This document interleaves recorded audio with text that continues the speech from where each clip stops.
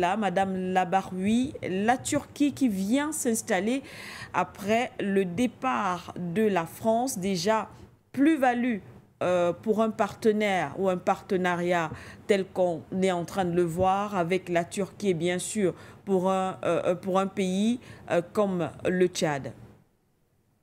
Vous savez, la Turquie, c'est la deuxième armée la plus forte de l'OTAN. C'est une excellente armée, bien structurée. La Turquie, c'est l'héritière de l'Empire ottoman. Donc c'est un État qui existe depuis 6 siècles, malgré tout ce que l'Occident a fait pour détruire cet État. Mais il y a quelque chose qui reste. C'est une armée aussi qui a fait des énormes avancées. Il fallait juste stabiliser et empêcher qu'il y ait encore un coup d'État en Turquie. La dernière tentative, c'était en 2016. Et tout ça pour renverser Erdogan parce il avait réussi à stabiliser le pays, puis mener le pays aussi vers une économie très importante et une armée aussi importante. La Turquie a une position très délicate au niveau de l'Europe. C'est un pays musulman qui est en Europe. C'est anciennement Byzance.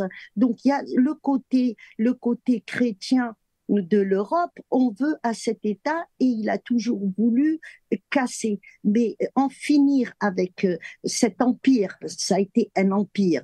Son pire ennemi, c'est la France. Et c'est la France qui a joué un rôle très important, justement, dans la fin de l'Empire ottoman. Non seulement elle avait impliqué la Turquie dans l'Empire ottoman dans la Première Guerre mondiale, mais il y a eu plusieurs traités. Il y a eu 3 traités. Les 2 plus importants, c'est Sèvres, le traité de Sèvres, et le dernier, c'était le traité de Lausanne, où on a terminé avec la khilafa pour les musulmans. Et la khilafa, contrairement à ce qu'on dit, c'était une occupation, tout ça, non, c'est faux. Il faut connaître l'islam pour comprendre ce que c'est que la khilafa. C'était pas c'était loin d'être une occupation. Il y avait les États-Unis, des États qui étaient unis avec un pouvoir central. Et justement, les 13 États qui ont formé les États-Unis d'Amérique, pourquoi on dit toujours d'Amérique? Parce que quand ils se sont formés, il y avait les États-Unis du Moyen-Orient, de l'Orient. Donc, ils sont venus voir comment les Ottomans géraient tout ça. Et le mot fédéral en arabe veut dire fardiya, ça vient de l'arabe, le mot fédéral. Tout le reste, c'est du baratin. Mais la France, je reviens à la France, ça c'est pour expliquer ce que c'était et c'est quoi cet héritier de cet empire.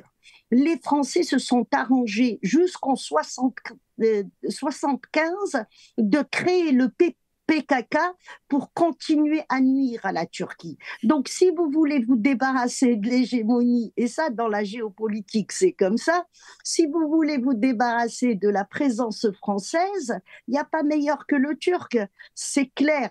Les Français ont oublié leur histoire parce que depuis François Ier, que Souleyman le Magnifique avait fait libérer, c'était l'Empire ottoman qui protégeait le royaume de France. C'est ça qui est bizarre. Et aujourd'hui, nous avons une histoire complètement falsifiée par rapport à ce grand peuple qui forme aujourd'hui la Turquie et qui a une longue histoire, donc, dont tout ce qui est armée, tout ce qui est construction aussi de bateaux. C'est vrai que le Tchad, c'est un pays enclavé, mais la Turquie fabrique énormément d'armes. Ça peut être un bon allié. Vous savez, Madame Siké, l'Algérie a des accords avec la Turquie. La Turquie a sauvé justement le pouvoir qui a Tripoli en Libye quand Haftar il voulait récupérer le pouvoir décembre 2016.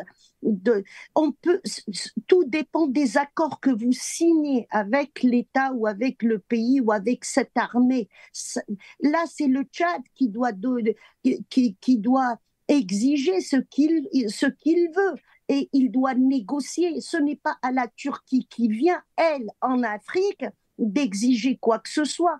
Les accords aujourd'hui, et je pense que l'Afrique s'est réveillée là-dessus, et puis si le Tchad a choisi la Turquie, ce n'est pas pour rien. Je viens de le dire, si vous voulez vous débarrasser de la présence française, notamment dans tout ce qui est service secret, parce que la Turquie a un savoir et la Turquie a des très bons services secrets. Justement, ils ont démantelé plusieurs fois des clans qui sont en Turquie, soit des clans qui étaient alliés à Israël ou même à la France. Donc tout ça, c'est un savoir-faire qui peut être transmis et puis le Tchad peut tirer son épingle du jeu et peut se débarrasser justement de l'hégémonie française.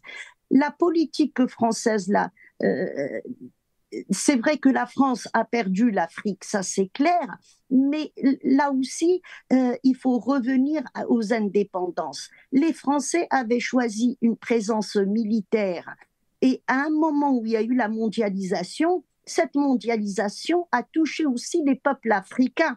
Donc, il y a eu tout ce qui est médias alternatifs, tout ce qui est Internet. L'Africain arrive à avoir les informations aujourd'hui en temps et en heure. Donc, c'est un déclin total par rapport à l'armée française, mais il ne faut pas s'arrêter là. Il faut trouver d'autres alliances, d'autres partenaires, et la Turquie peut apporter un plus au Tchad. Merci.